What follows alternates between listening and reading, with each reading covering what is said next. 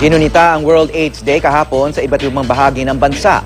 Noong Oktubre lang, halos 500 bagong kaso ng HIV/AIDS ang naitala ng Department of Health. Pinakamataas ito sa mga buwanang bilang mula pa noong 1984. Narito ang report.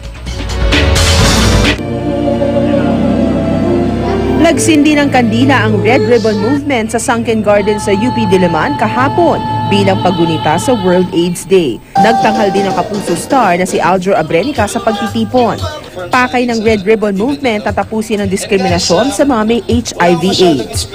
Sa Batasan Hills naman sa Quezon City, sa pamamagitan ng iba't ibang aktibidad at interactive video, itinuro sa mga kabataan ang sanhi ng AIDS at HIV. Nagkaroon din ng poster making, face painting at dart games. Nagsagawa rin ng candle lighting at inihugis sa AIDS ribbon. Isang pageant for a cause naman ang idinaos sa Aklan, ang Miss World AIDS Day for Gays. Ayon sa organizer ng pageant na Butterfly Brigade, ginawa nila ito dahil isa sila sa mga sektor na itinuturing na pinakamaraming naging positibo ng HIV/AIDS sa bansa. Sa Surigao City naman, daan-daang runner mula sa iba't ibang bahagi pa ng Mindanao ang nakiisa sa fun run para sa World AIDS Day. Layunin ng Surigao Runners Club na mapalaganap ang awareness tungkol sa sakit na HIV/AIDS. Ayon sa Department of Health, halos 500 bagong kaso ng HIV/AIDS ang naitala nila nito lamang Oktubre.